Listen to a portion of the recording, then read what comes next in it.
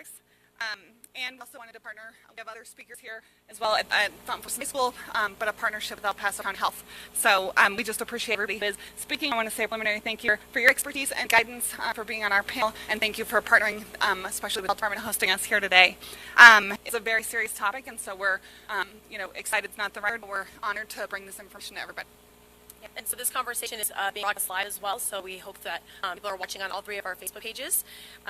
We have 5 speakers this evening who will be introducing themselves as we move through the conversation, and we do ask you to hold all of your questions until the end. If you do have a question, we have the card there and the pen, so you can just jot down your question, and we will get to those at the end. If you are watching at home online, go ahead and post your question onto one of our Facebook pages, and we're going to do our best to monitor that and get those answered. If we don't get to your question this evening, we will follow up over the next couple of days, and I'll let you kick it off. Yeah, so just briefly, I would just announce that our first speaker is one, it comes from Fountain, the police department, and is an SRO at Wealthy Education Center in District 8. So Officer Charles Stage will present first.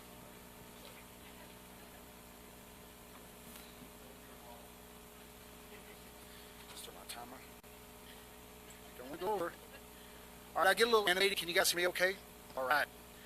So today we'll be talking about fentanyl, and I'm going to be giving you some instruction and history on fentanyl. But first of all, I just want to kind of introduce myself. My name is Charles Stage. I'm a police officer with the city of Fountain, and I've been assigned as an SRO District 8, and I work with the Educational Center. I've been a police officer for over 15 years. I'm currently certified as a drug recognition expert through the state of Colorado and endorsed by the International Chiefs of Police. Been married for 21 years and a father of 2 daughters. One attends CSU Fort Collins, and she's studying biomedical science, and the other is a senior at Fern High School and possibly wants to become a pediatric nurse. You can tell by what I'm wearing. They didn't give range for me, and they darn sure didn't give looks for me. They got it from Mom. So you might ask yourself, hey Charles, why do I care about your background, your personal life? Well, the reason you care is this. I wouldn't want to be instructed or taught anything about anybody who wasn't passionate about this subject and invested. You better be those before you start teaching. I've spent my entire life in the service of others. I take that responsibility extremely serious. Because I'm invested in the safety of our community where I live. I live in Florence. But I am also invested in the safety of Fountain, the city where I work. I'm invested in your kids, but most importantly, I'm invested in the safety of all the parents who allow us to have their greatest gift every day, their kids. I'm a father, so I definitely understand the dangers of fentanyl and understand the dangers of drugs in our school. So, now that I got the nerves out, we're going to go over a little bit of history. We're going to go over some history. We're going to go over some statistics of death on fentanyl. We're going to go over the sizes of fentanyl that will kill you. And believe me, that's probably the most interesting thing that people learn. There is a new generation of fentanyl. Yes, it's new. How fentanyl can be mixed into different products. Why it's so profitable in our communities. But most importantly, to all you administrators and school resource officers and parents, is the signs and the possible symptoms that your child is going to be displaying under the influence of a narcotic analgesic, which is fentanyl. Okay, and most importantly, what you're going to get out of this is first aid. Okay, the first aid abilities that you're going to be able to have to protect your students and your children. So, fentanyl is a narcotic analgesic. Okay, it's a pain reliever and a nerve septic. It's a synthetic opioid. Synthetic. It was man-made. It was not made naturally. Okay. We played with those chemical bonds and we made this. It's a chemically produced narcotic analgesic with no relation to opium, but produces similar effects. It's used in pain management and anesthesia. So, some of the history of fentanyl. Fentanyl was developed in 1960 by Paul Janssen. He was a Belgian physician. Mr. Janssen founded the pharmaceutical company Janssen Pharmacia. And in 1961, this company was purchased by the American company Johnson & Johnson. Check out these stats. In 2015, 1.75 tons or 3,005 pounds of fentanyl was used in healthcare globally. And in 2017, fentanyl was the most widely used synthetic opioid in medicine, in all of medicine. In 2019, fentanyl was the 278th most prescribed medication in the United States, with over 1 million prescriptions. China is the largest supplier in the world of fentanyl powder.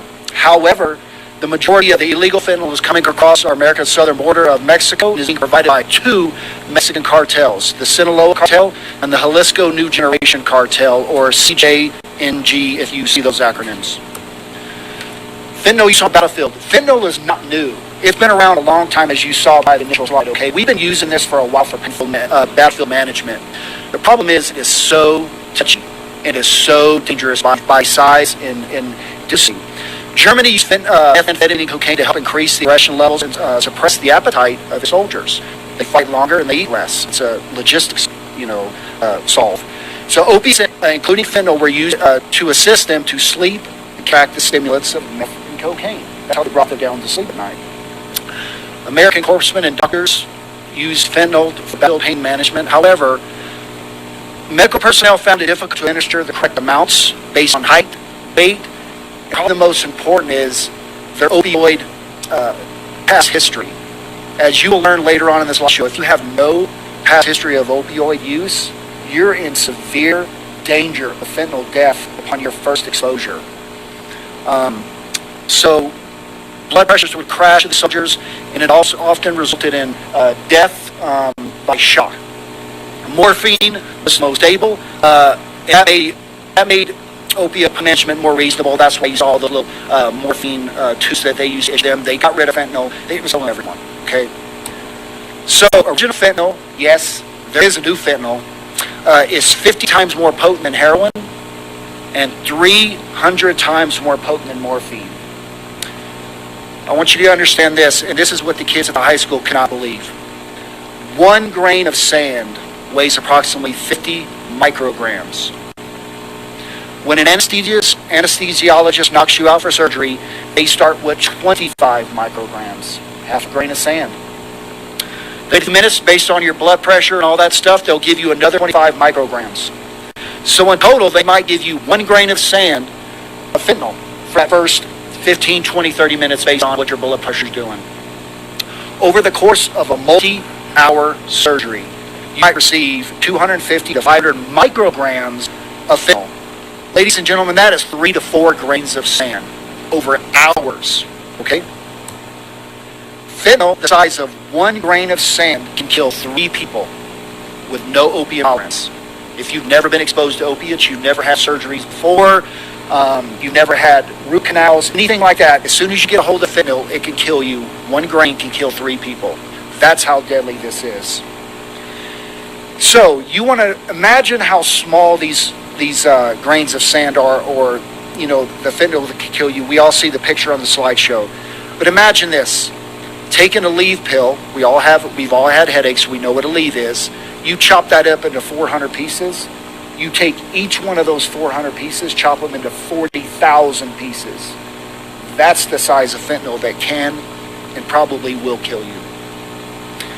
The contents of 1 packet of sweetener, sweet and low, stevia, can kill 2,000 people. Fentanyl is the leading cause of death in the United States from ages 18 to 45. Our leading killer: heart disease, cancer, falling off ladders, automobile crashes. Nothing compares to fentanyl. 18 to 45 is our leading killer. 42,700 deaths in 2020, 71,238 deaths in 21. In the United States, 52.7 of all drug overdose deaths involve fentanyl. So take 100 bodies, take out 52, there you go, there's fentanyl. This is a severe problem we have. These are gathered off the El Paso County Coroner's page. Statistics provided by the El Paso County Coroner's Office. 2017, we have 5 deaths. 18-9. 2019, we had 21 deaths. 2020, we had 47 deaths. Look at that. 2021, you had 99 deaths. So it just kept going up and up and up. But I really think through partnership with our education facilities, with our health departments, with our schools. Look, in 2022, it went down to 61. Thank God, right? That's probably another 30 people we saved. But that's still way too high. We should have none of these deaths when it occurs, when it involves fentanyl. Nobody should be dying with this. Everybody should be scared to death and saying, I'm not touching this stuff, right? We need no deaths. So in total, 241 lives were lost. 18 to 45 years old, there's all our kids, there's our parents, there's our grandparents, they're all dying, right? 18 to 45, leading cause, fentanyl. 385 accidental deaths, 227 were classified drug-related, equal to 59%. Out of those 385, 227 drug cases broken down, 99 were fentanyl. We just saw that on the last slide.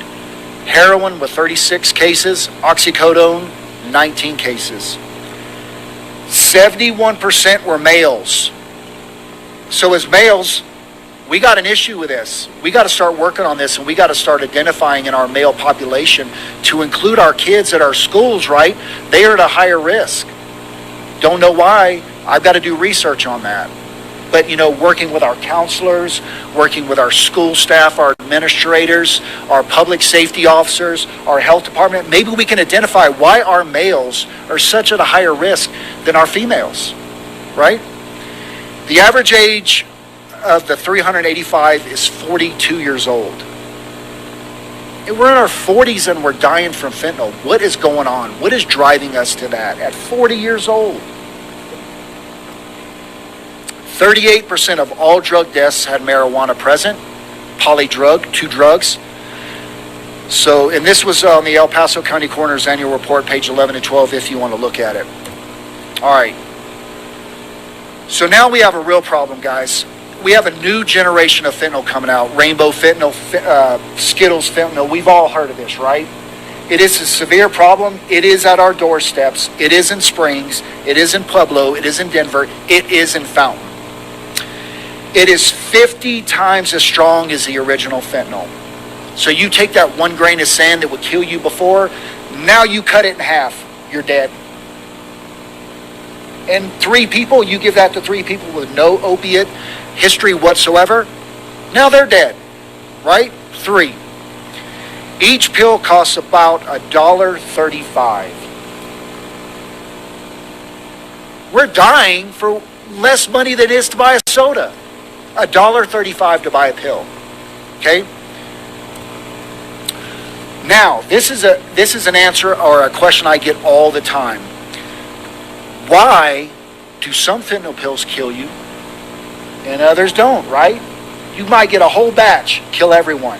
Another batch, not kill anyone.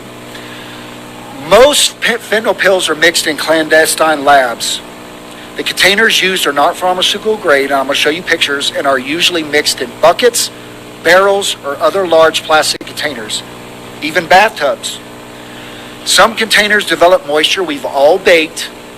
We've all had moisture that developed on a pan or a bowl, and what happens? That powder clumps up, right? It all gets stuck on the side, and you got to sit there and try to get it out.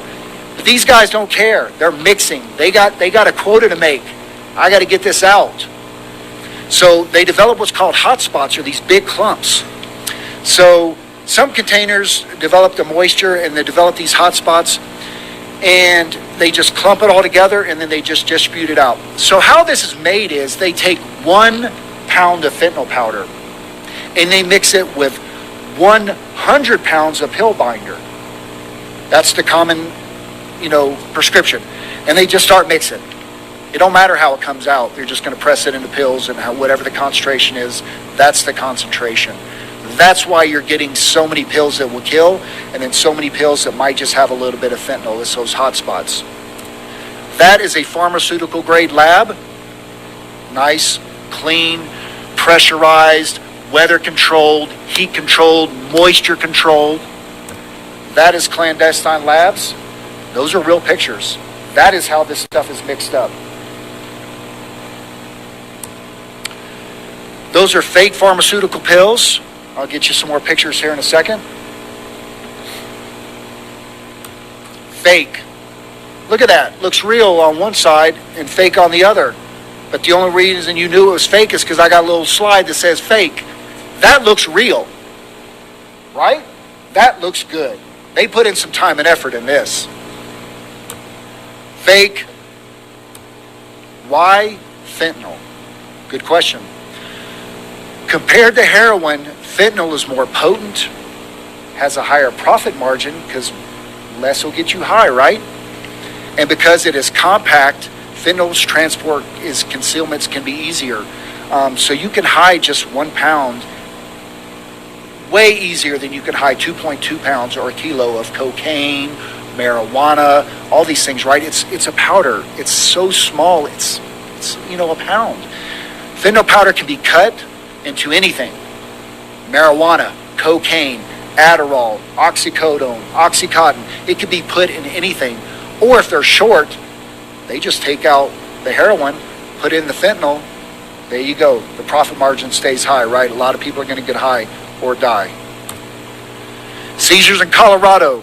I want you guys to understand this, especially at the schools and anybody who deals with public safety. Violence, drug trafficking, and guns go hand in hand. That is a fact. That is not disputed. That is a fact. Guns, drugs, and money. Okay? And unfortunately, our kids pay the price with addiction and death. That's who's paying the price for this. Common drugs laced with fentanyl.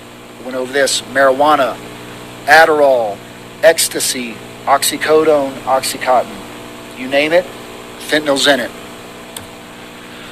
These are some common names that you guys might want to remember. You can take a picture of it, do whatever. If these kids start talking about this, Blondies, Blues, Finney, Goodfellas, Freddy, Viral, Pace, China Girl, Chinatown, Dance Fever, He-Man, Murder 8, Oxycat, Tango and Cash. That's what they're referring to, is they're referring to fentanyl.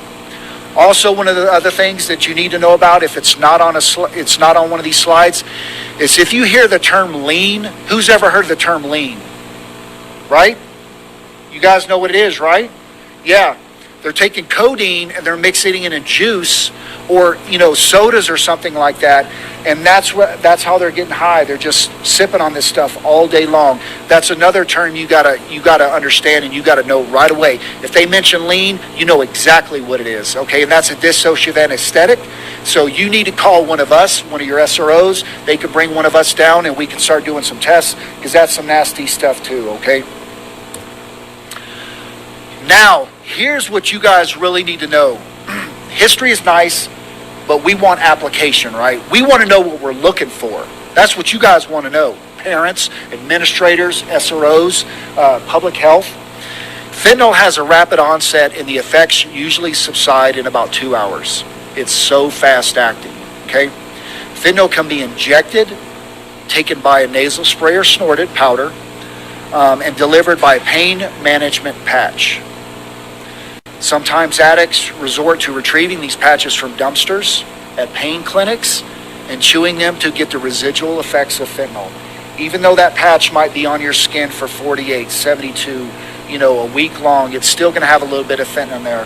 And those addicts will get the fentanyl. They'll dig through the dumpsters, take those patches and just start chewing them. Possible physical signs of fentanyl or narcotic analgesics continued, okay? So I'm going to continue this, and we all know fentanyl is a narcotic analgesic. These are the signs you need to know. Psychological, counselors, SROs, administrators, confusion, impaired judgment. Well, what high school kid or hell, half our adults have impaired judgment, right? So these are in totality, right? Not just one thing, because I ain't the smartest guy. I get reminded of that by my wife. So, disorientation, anxiety, some of the physical symptoms you need to know. Shallow breathing, fainting, pale skin, nausea, vomiting, right? Low blood pressure, cotton mouth. We've all seen people on Oxycontin and Oxycodone. They get that cotton mouth. We all get nervous. We get that cotton mouth, right? 2 things you need to know. Constipation. Sounds funny, but it is absolutely 100% a sign of narcotic use. Constipation. You are constantly stopped up. Pain pill addicts go through this constantly. The biggest thing that will identify this right away, pinpoint pupils. Remember this in the back of your brain. Burn it into your brain. Pinpoint pupils. They will be so small and they will not react to light. They will not swell back up. They will stay so small. Pupils will be constricted with a narcotic analgesic use. I'm not talking about one big, one small. They didn't have a vehicle accident, concussion. I'm talking both are pinpoint. Okay? That is the sure sign they're under the influence of a narcotic analgesic. Severe reactions are respiratory depression. Their body is shutting down. It is so relaxed. It is so under the influence of this depressant, this narcotic analgesic, they cannot breathe. They're so relaxed. We've all had a surgery, I know I did, and they put that stuff in there and you're like, ugh. It feels like an elephant sitting on your chest. You cannot breathe. Hallucinations are seeing things. And low blood pressure is another one, right? They're so relaxed and their body's like, oh crap, something's going on. So all their blood is getting shunted to these vital organs right away. Their blood pressure drops. Okay, first responder, basic medical intervention. Okay, so I want you guys to understand this is a very important part of the slide too. Narcan will and can work on a fentanyl overdose in addition to other drugs. Make sure you have some on hand, right? Grants and all that stuff. Buy it if you can. It can save a life. Can. I'm going to get to that in a minute. If someone stops breathing, you must give them Narcan right away. You do not have much time. I mean, you have a minute, minutes, I mean low minutes at the most. Narcan will not hurt them if not needed. If you think they overdosed, give them Narcan. It's not going to hurt them. And who cares if they get mad because they got a spray in their nose? They're alive, right? Do not be fooled, nurses, healthcare professionals, administrators. Do not be fooled by the pulse. And you guys know this already, but I want to remind everyone. Sometimes blood pressure spikes when your body starts going into some type of shock. It says, oh, I'm going to die.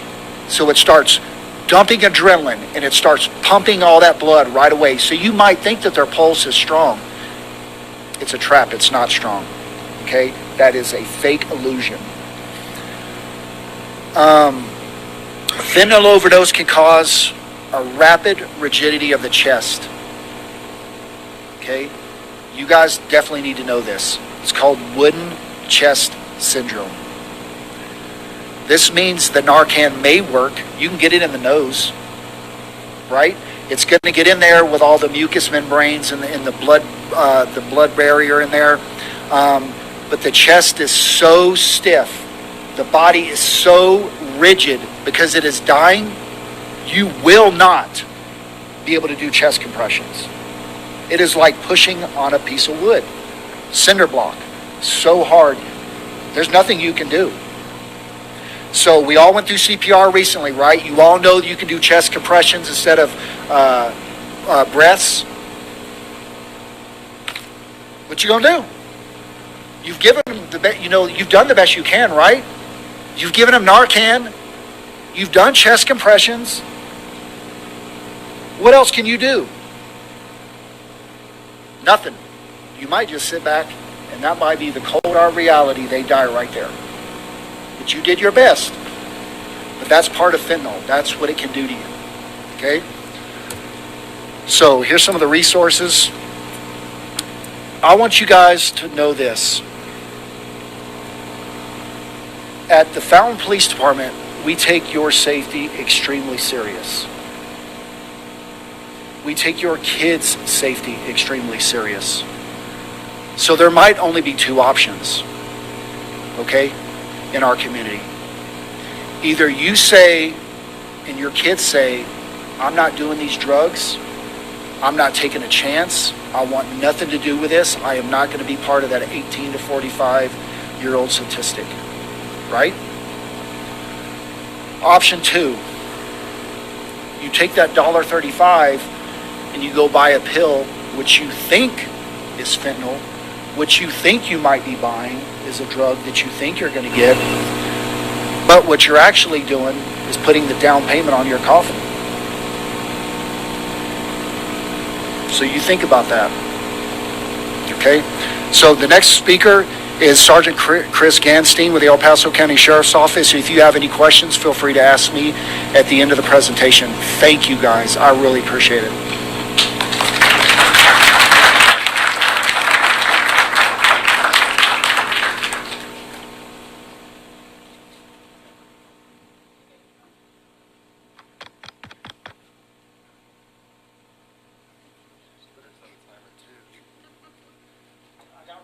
Oh, I got one on here. Actually, I had to do some math while I was sitting there.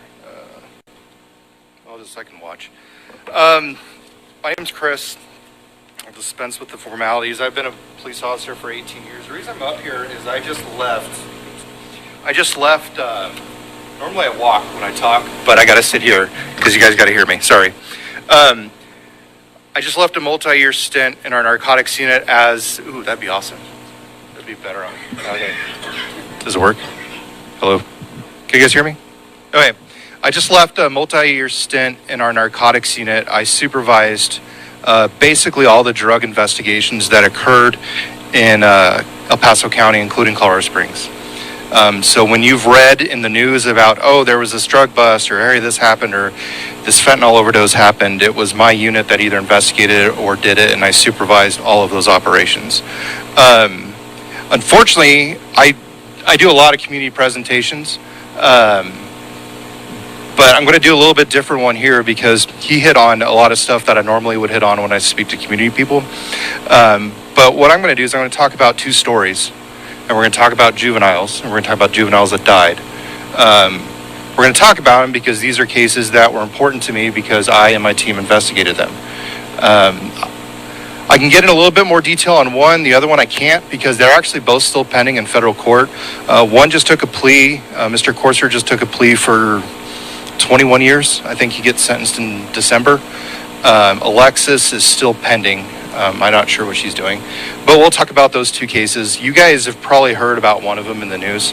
But I just want to hit on them. And then the reason I want to talk about these is when we get to the end of it, I'm going to hit on pretty much like three key points as parents, administrators, teachers, that we see commonalities when it comes to juveniles and overdosing and just using drugs in general. So the first case that I want to talk about is I don't give names out of victims. That's not cool. So I'm going to talk about the suspects, but I'm not going to talk about the victims at all. But I'm going to talk about the victims in terms of kind of what brought them to where they were at. So our first teenager victim actually lived in another state. He came to Colorado to live with his aunt because he had some drug concerns, drug problems where he was living. His mom thought it'd be better for him to try to get out of that environment and to come here. And not only did he come here, he lived with somebody way out east. We're talking like Highway 94, Ellicott, past Ellicott Highway. He's pretty far out there. And so he was living here, didn't know anybody here, had no communication with anybody, but unfortunately still had an addiction to opiates and was very easily able to go online. In this case, it was Facebook, and was able to meet up with a dealer named Nathaniel Corser and actually got a car, was able to drive in the city, went to Cottonwood Creek Park, where he purchased fentanyl, and he died that night. His aunt found him the next day.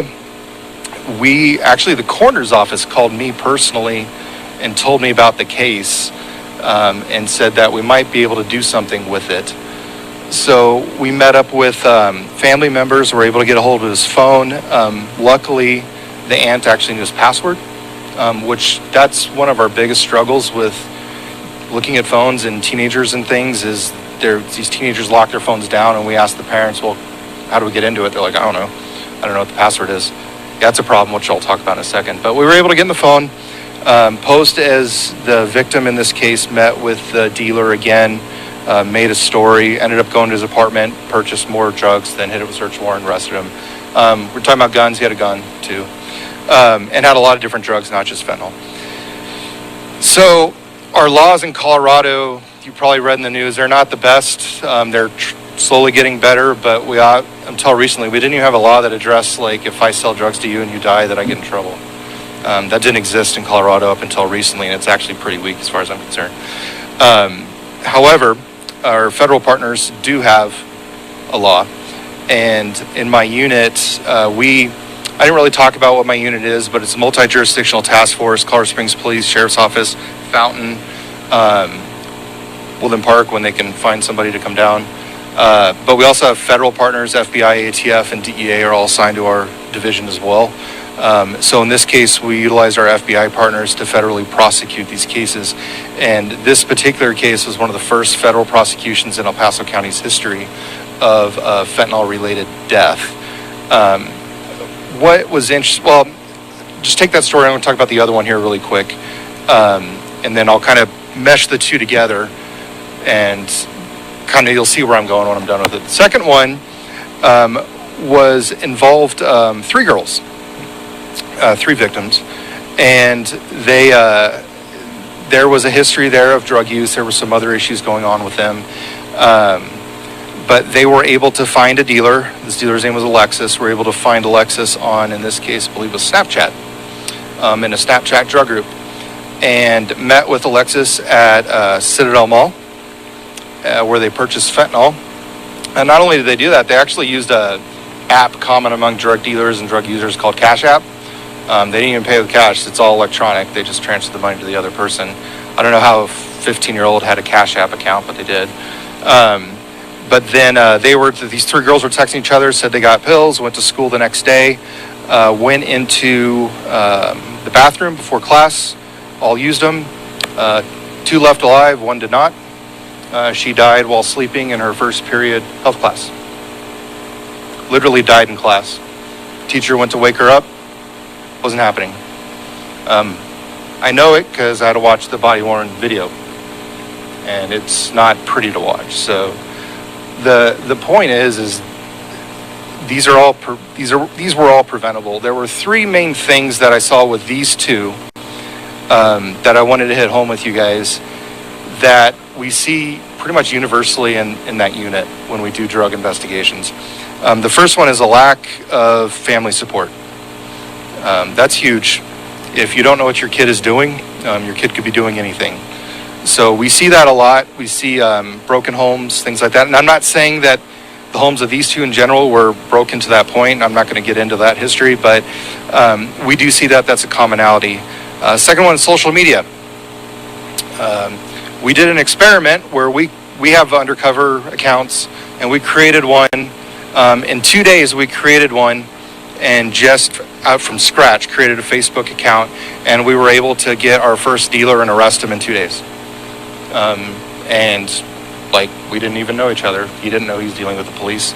But these Facebook groups and Snapchat groups have proliferated, these drug groups. They get shut down, then another one just opens back up. So that's a commonality as well that we see is social media. That's how a lot of these kids are meeting their dealers, and that's how they're communicating. Primarily, got Snapchat, Facebook, Instagram. We were just talking about Discord is one as well. And then the third one that I wanted to hit home with is in most juvenile drug cases we have, it's not an individual, it's a group. And what I mean by that is, like, let's take the first example. His family tried to move him away from a group that he got involved in. If you have a group of 5 kids and 2 of the 5 are experimenting with drugs, there's a good chance that 4 or 5 out of the 5 are going to be experimenting pretty soon as well. If you don't know who your kids' friends are, that's a problem. And we see that with this. And with the other one, same thing. These 3 girls that were friends all basically had a drug issue. So that's a commonality that we see. So those are the 3 that I would hit home from a parent standpoint if you're watching, and then from an administrator standpoint is you need to know who your kids' friends are. If you don't, and you don't get involved in your kids' lives, that's a problem. We had a 11-year-old overdose that was on Snapchat and Facebook, and we're like, you're 11. Like, how do you even have a cell phone and you're doing this? But I guess that's a thing.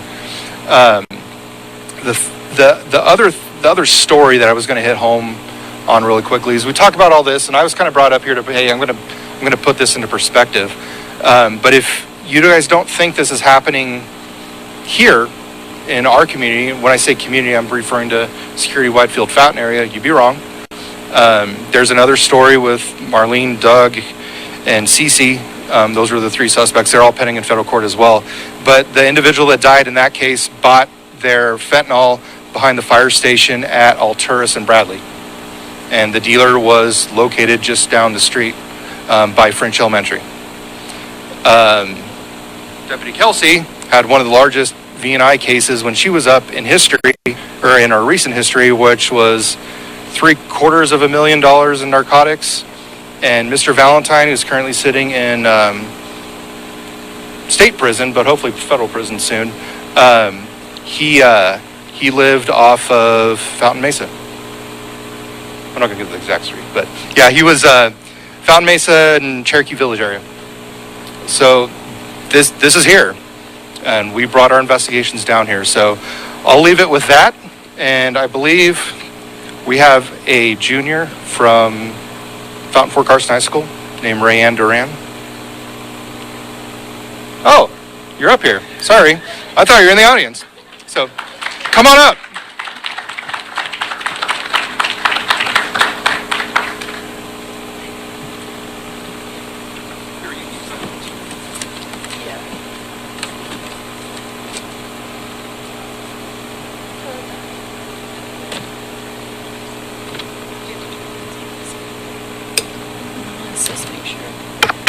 Perfect. So, my story starts with my brother, who, yeah, thank you.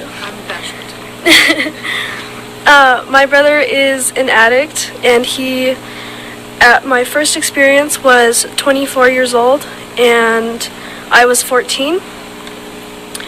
So this was just a regular day, and we had left him at home because we decided to go get something to drink.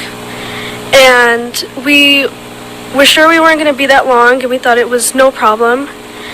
So we decided to go, and when we get back, we noticed that he is in the bathroom.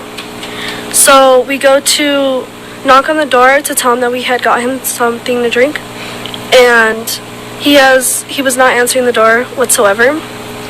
So this door wasn't like a door where you could put a key in. It was like a tiny hole type of door. And somehow my sister and my brother's girlfriend got the door open, and we had realized that he was on the floor, unconscious, and he was experiencing a drug overdose. So I was busy for a second, and my boyfriend's girlfriend was walking around saying that he's not breathing, and from my class experience of health in 7th grade, I told her how to do CPR with the little time I had, and when she performed that and put water on his face and tried everything, we were able to get him up, but he was still too high to even realize what was happening. He was still like angry, and like he was just all over the place. And from going through this experience, I went from making sure he was okay to then putting my emotions after and like just falling apart. But I always knew this was a factor, and it was a possibility that it could happen because he's been an addict for some time. He's been smoking weed since I was like little, before I went to school. Like, he has been an addict for a while. My second experience starts the next year, so 2021. This started with an argument of my brother because he had traded a puppy for his next fix. And so the next day, we go to my grandpa's house to like make sure everything was okay, and he had decided to leave. So when we realized that everything was fine and we were joking around, we decided to leave and go home and then come back later because we had plans to go to a little party. So before we had left, me and my mom were talking to my grandpa, and he had said that he was in pain. He had some health problems, so he was in some pain, and he said that he had gotten pain medicine from my brother, and my mom had told him that he shouldn't be taking anything from my brother, and he said that it was fine, that they had researched the pain medication and that it was not fentanyl, it had nothing to do with fentanyl, and he was pretty sure of that. So we decided to leave and just come back later. While we had left, my siblings, my sister, had talked to my grandpa and said he was kind of off. I feel like we all knew he was kind of off, but we took the hope of thinking he was okay. He was talking to my sister, and she had brought him food, and then she had left for work, and he talked to my brother, and my brother had brought him food, and then he went downstairs. When we had gotten back to his house, my mom had gotten out the car to go get him because he was not answering his phone. Something told me to go with my mom, and so we both go in the house, and we find my grandpa in his room unconscious. We were scared to go in there because we had realized that he was not breathing. My mom instantly panicked, and she did not know what to do. And so I decided to step in, and I knew we were running out of time. So I asked her first if I could do CPR, and then I jumped right in with starting 30 compressions. My mom had woken up the whole house, and my brother came up, and a family friend that lived at the house was also in the room with me. With doing CPR, I knew that I had to trade off at some point because I was getting tired, but with the family friend trying to do CPR, she wasn't pushing down hard enough. And I realized that, so I had to do it all by myself. And my brother decided to help me and do the breaths while I did compressions. The one thing that kept me going was just listening out for the sirens. I just knew I had to hear them, which I never did, but I did hear the paramedics walk in, asking what happened and all of that, and so I left to let them take care of the situation. And when I walked out, I was outside, and I just remember feeling so much anger because how could something like this happen? I was trying to blame any person that I felt was responsible, but the only person I could the only thing I could actually blame was the drug. My brother was too high. My brother was like high, and he had left, so he wasn't aware of what had been happening. All the food that we had gave my grandpa, he did not eat one bit of it. He never got the chance to eat his last meal. He was pronounced dead that morning, so maybe, I think it was 2 or 3, I can't remember. The next day, I was sore from all the compressions that I did, and I do not regret my decision at all. I hope the people that hear my story, I hope that they take this as a sign to get more aware of the drug and how dangerous it is. My heart goes out to everyone who has experienced something like this. I personally feel like Narcan should be in first aid kits or just more commonly carried around, as it can save someone one day. At the time of this situation, I did not know what Narcan was. I didn't know that I needed it in that situation, but yet it was right in the next room. A family friend had it in her room, but she wasn't aware that he was experiencing an overdose, which could have probably saved his life. And I also feel like that is a factor that should be shared and should be taught to all of us, so that we are aware that Narcan can help. Thank you.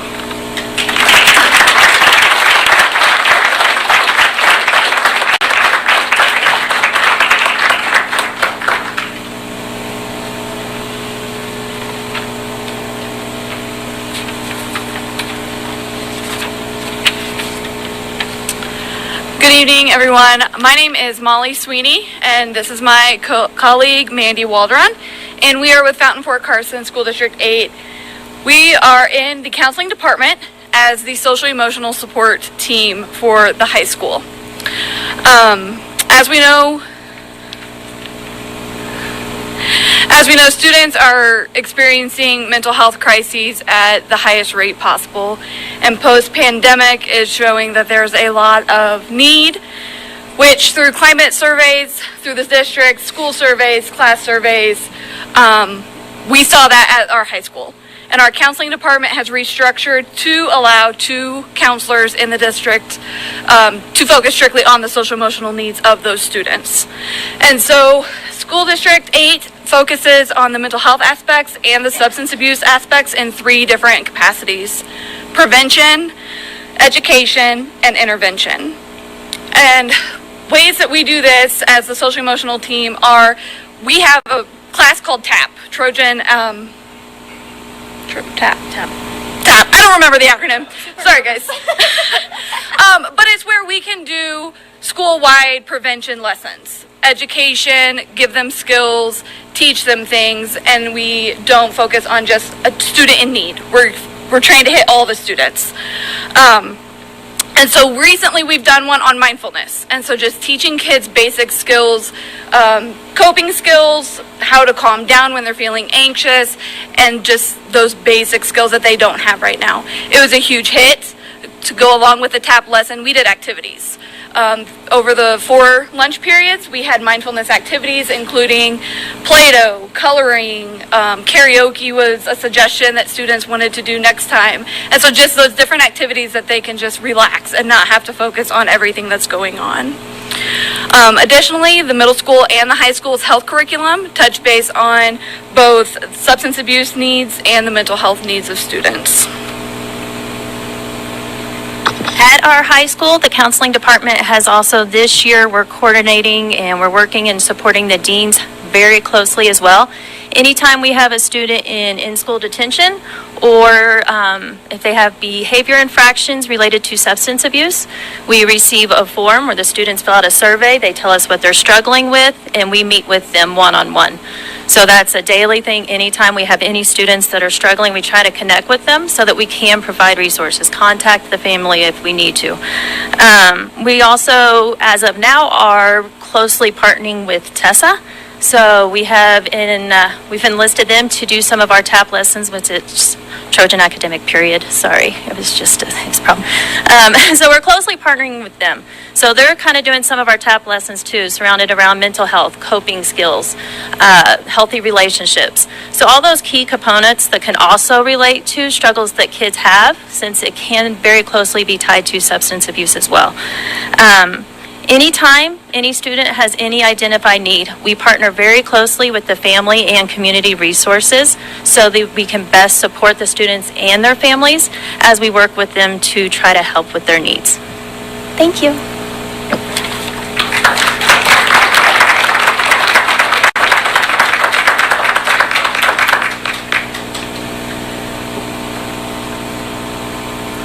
I'm the last one, so thank you for being here. Okay, thank you all so much so far for what we've covered today. I know what you've heard so far is alarming, it's overwhelming, and that's why I get to be up here today. So, my name is Becca Barnhart. I'm a Prevention and Policy Specialist with El Paso County Public Health. My other job title is that I am a Community Mobilizer for Fountain Valley Communities That Care. How many of you have heard of Fountain Valley Communities That Care? Great job, team, with our outreach. Okay, we'll work on more if you haven't, but you are today.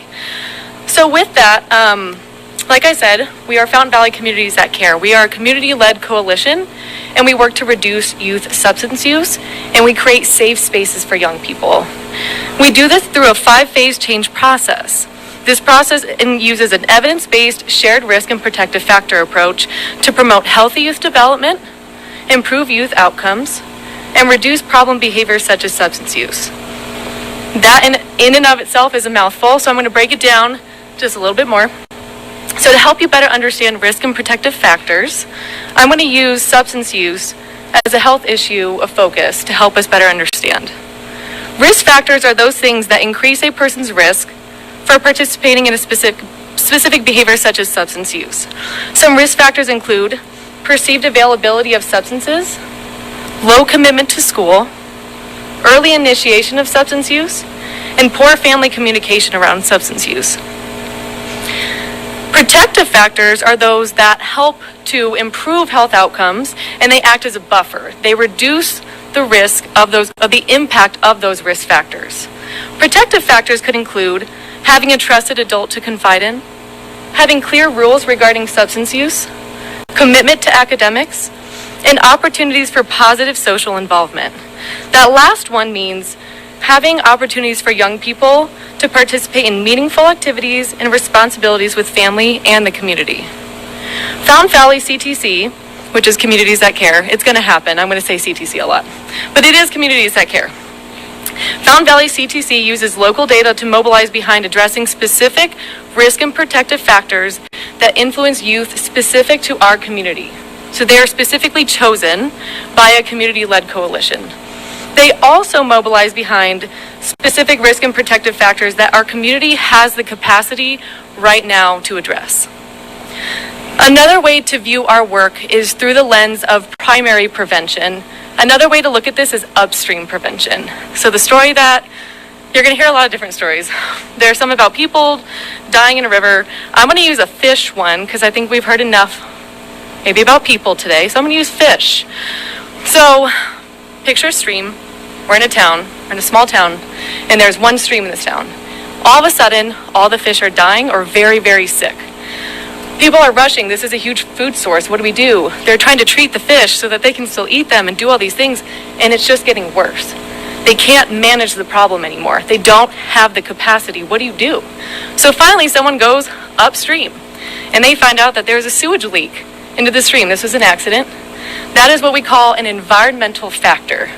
That is influence the health and well-being of the fish.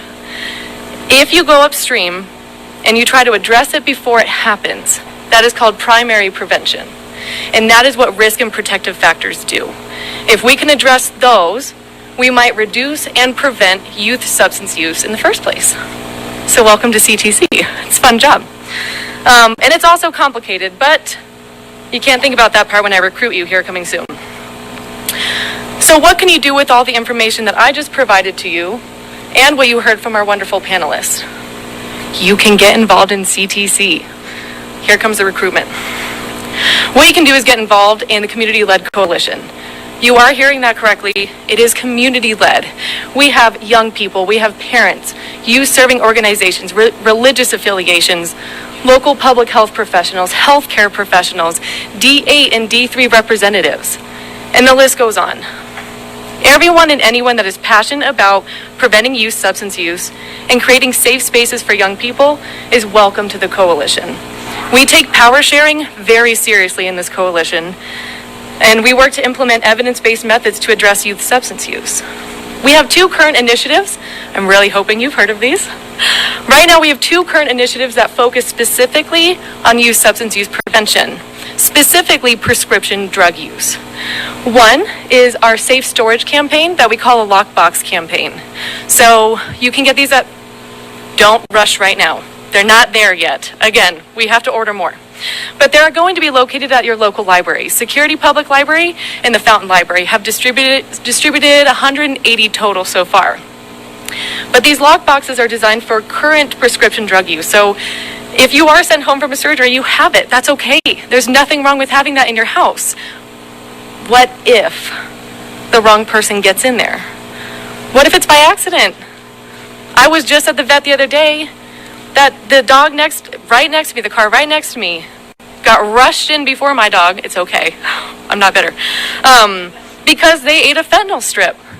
This happens. Family, friends, pets, they can get into these stashes unless they're safely locked away. So that is our lockbox campaign, Safe Storage. Take it very seriously. It's a way to keep your home safe and your family safe.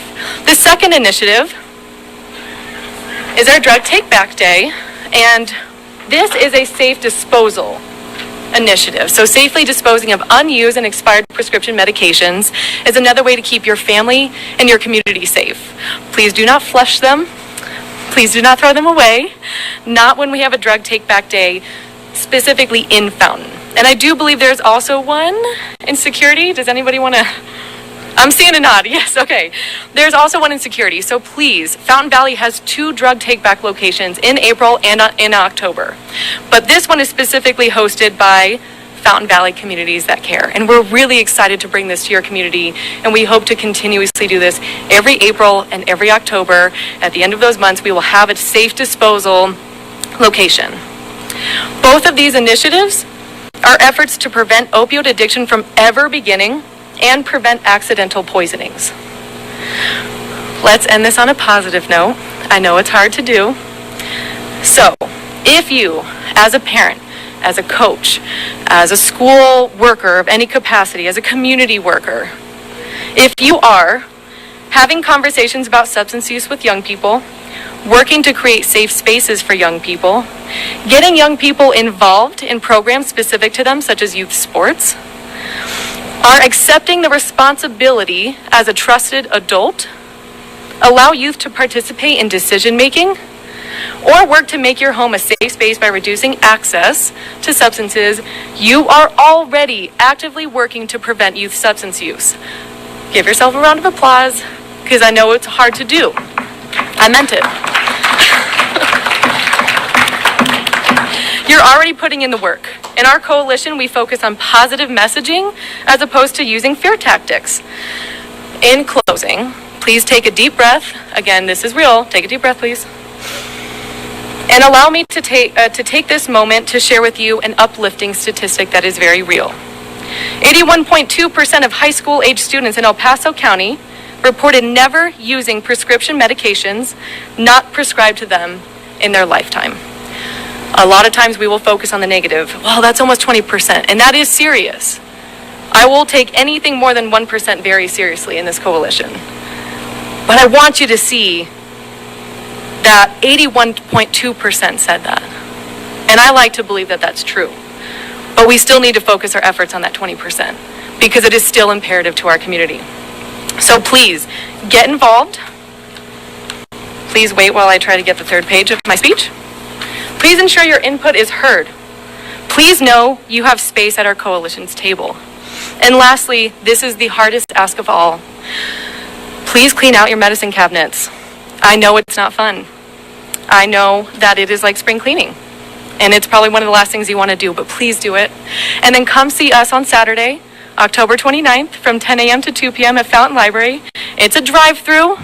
You can just hand it off to Fountain PD, not me. I take that seriously. Hand it off to law enforcement and clean out your house and keep your family safe. If you want to get involved, here's our contact information. You can take a photo of this. I will also be handing out my business card, but please get involved. We have a lot of other efforts that I did not speak on today, so please do so. I also have a resource list up here with all this, but you can take a photo of it as well.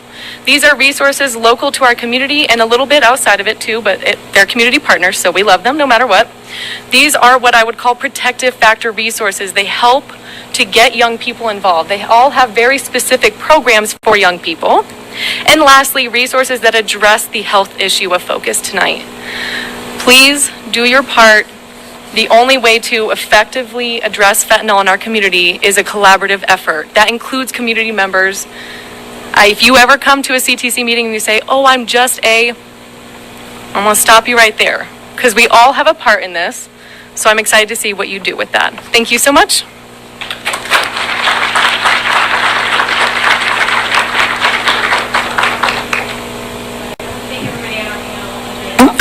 There we are. I want to thank everybody on our panel again, and for the collaboration and all the partnerships of all of our organizations. Fountain Valley Communities That Care is an amazing coalition that D3 and DA both serve on, and I do highly recommend our community get involved in that. Like Fountain was mentioning, Widefield School District 3 has a great support system as well. Our counselors, our mental health teams, but we do those those same exercises to really engage our students. And so at this time, we would like to take any questions you may have and open it up. Does anybody want to? Yes. Oh, let me get you. Mike's coming at you.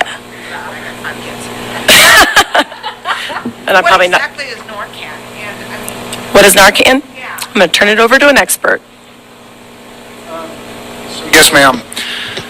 Narcan inhibits narcotic analgesics. It is an antagonist to a narcotic analgesic, and it's extremely rapid acting.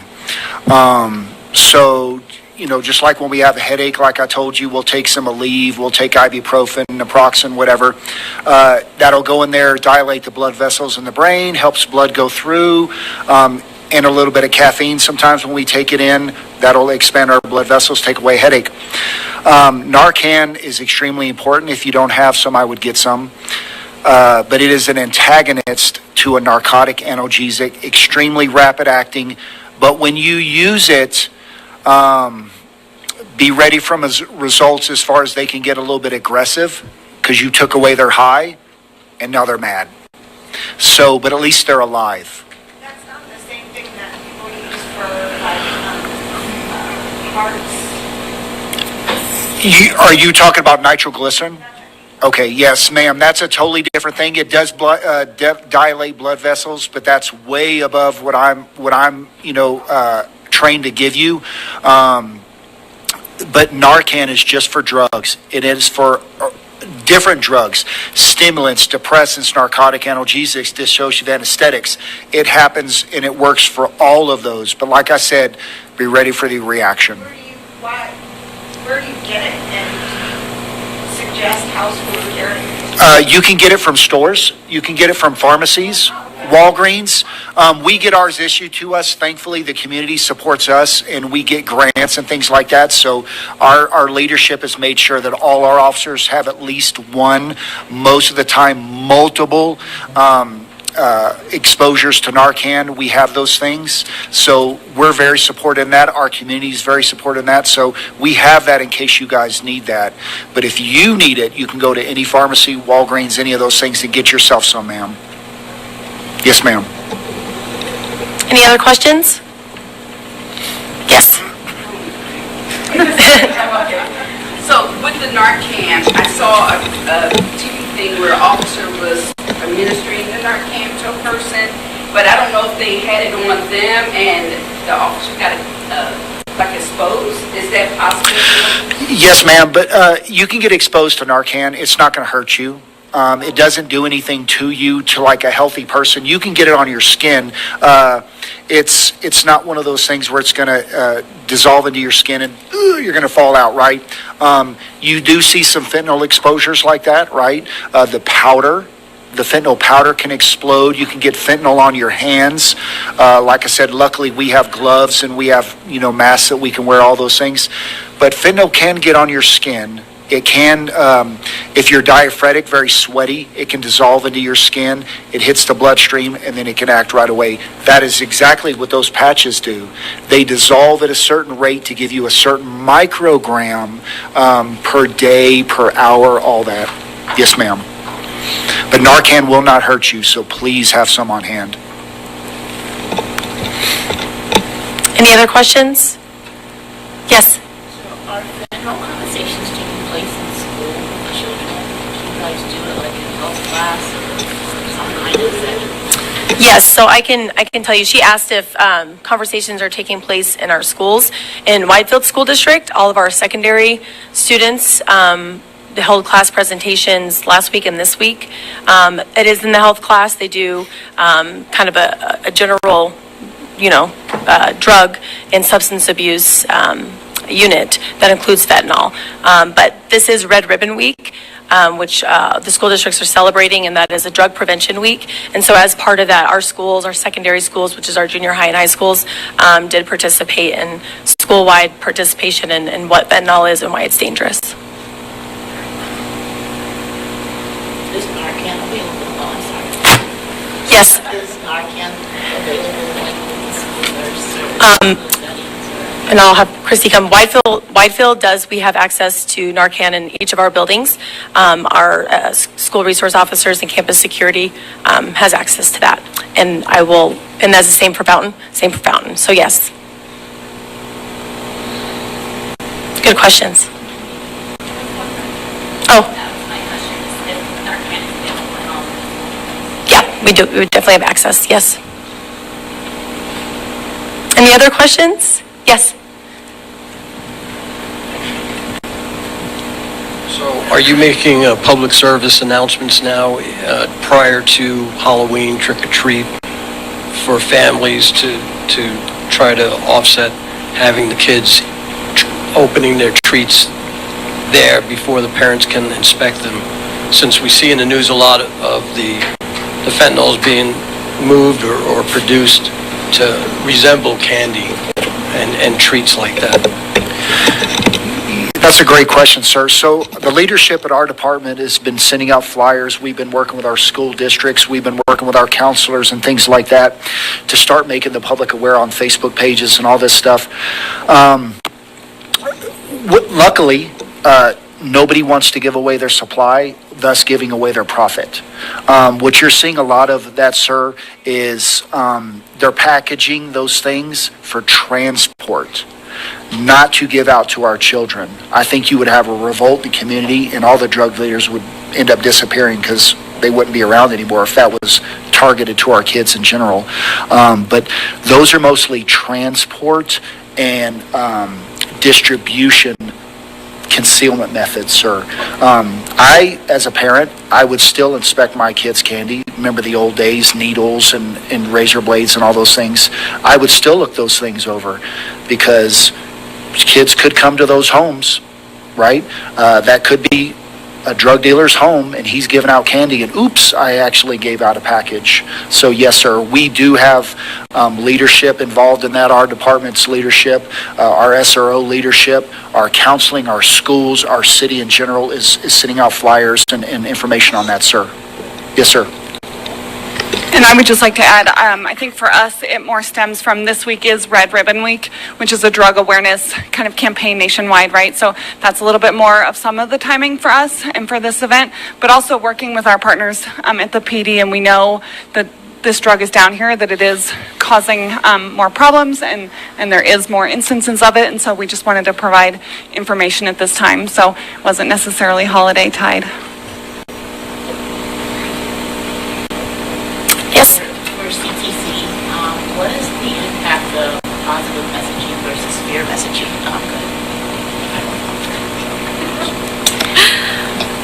Is this working? Oh, it is. Oh, so the question was, what's the impact of positive messaging versus using fear tactics?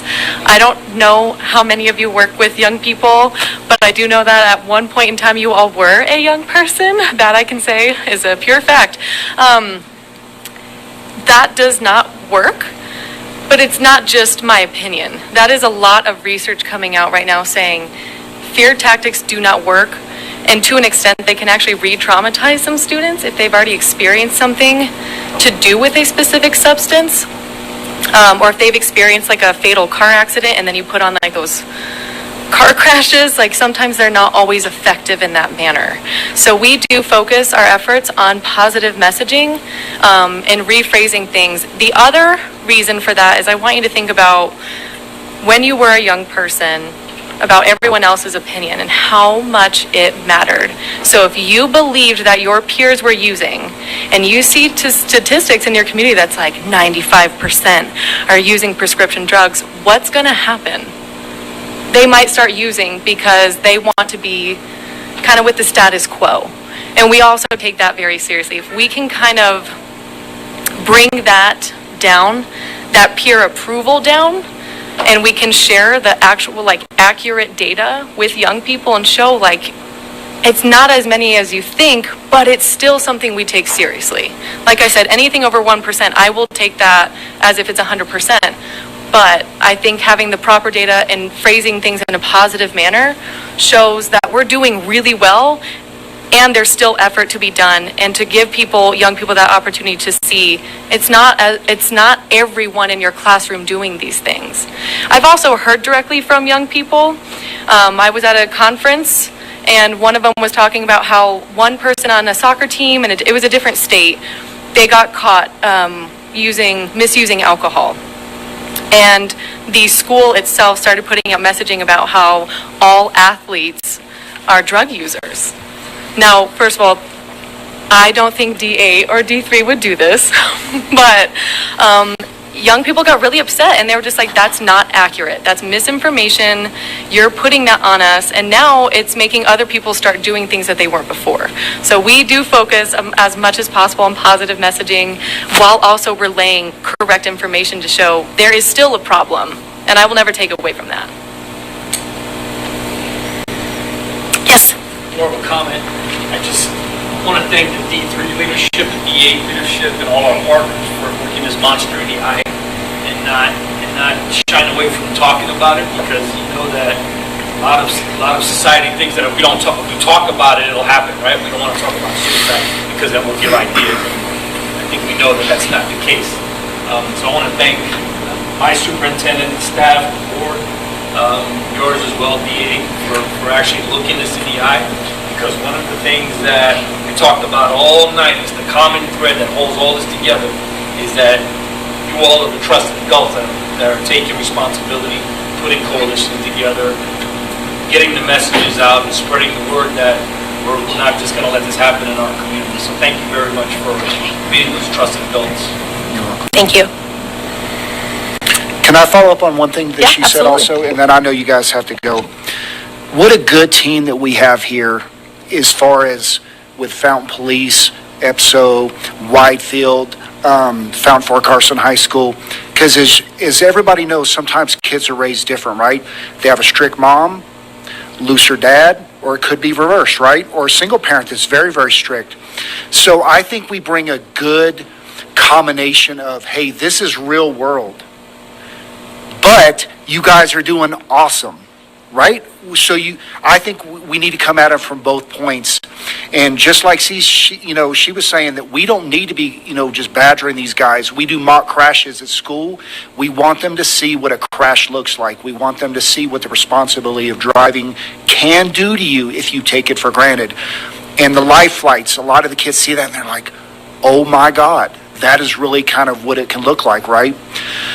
But, I presented a lot of information tonight that's extremely serious, but I wanted you to know, and, from my end, at the Fountain Police Department, for the SRO leadership and all the SROs, we take your kids' safety extremely serious, and it is a privilege for us to do this. But the best thing about it is you trust us with your kids, and you give us the opportunity to be their friend. That's what they need. They need to see us as friends too. So that's the positive message that I wanted to give to you. Yes, we will bring reality, but we will be their friend, and we will be that trusted adult for them, and we take that very serious. And I want to thank you from my perspective and say, hey, I really appreciate you guys trusting us with that. So, Thank you. You're welcome. Any last questions? Oh, all right.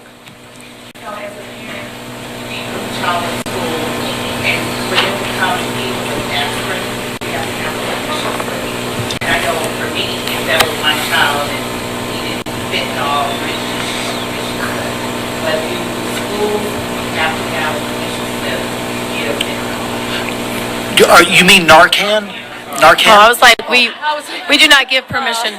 That would be a whole different issue. Yes, ma'am. Wow. Yes, ma'am. What if a parent said, I didn't give you permission? Is there protection for the school? That's a great question, and the answer is yes.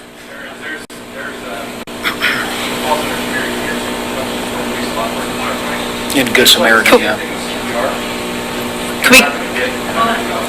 Can we give you a mic? I'm sorry, just for people watching at home. If it falls under Good Samaritan, you're not going to get in trouble.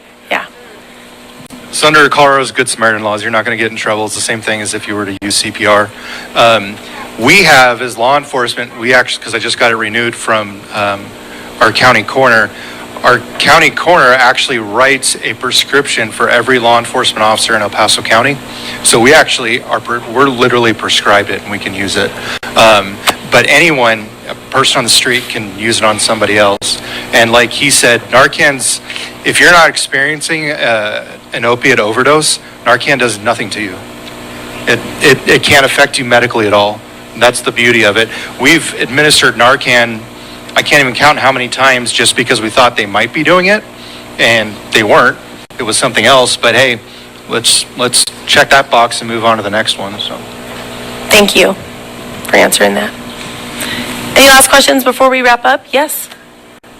Is CPR still taught in health Is CPR still taught in health classes? That's a great question that I'm looking at my leadership for answers. Anybody? CPR. Okay. That's a good question. Okay. That'd be great if it was like. It's not part of the curriculum for health, but there are some life-saving measures that are taught that are right up to that point. And you can have a position as a student that you will be taught the full complement of a health class with the CPR training as part of it, such as lifeguard and some other areas where we have. And I think Widefield Parks and Recreation does host CPR classes as well. So there are opportunities within the community that you could get CPR done. But that's a great question. Absolutely. Very good.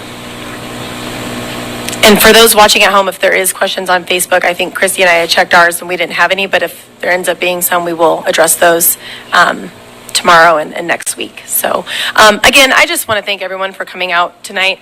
I know it's cold outside and I appreciate people watching. I appreciate the partnership of this community. We work really well together, and with topics like this, it's better to come together to tackle it. So thank you, and anything else you want to say? Yeah, I would just like to close out that for all of you in the room, there are a lot of great resources and people to talk to. So if you still have questions or want to continue this conversation with these experts, please do. But also online at home, or as you go back and talk to your friends and colleagues, please continue the conversation in your schools and with your family members and friends, and talk to adults. Part of why we brought such a wide variety, and again, there are experts in all both districts and in all schools. I mean, talk to counselors, right? Talk to administrators in all of your schools, and get some more information. The SROs, same thing. These are just the representatives, right? These people live and breathe it every day in every school in both of our districts. So thank you. Thank you.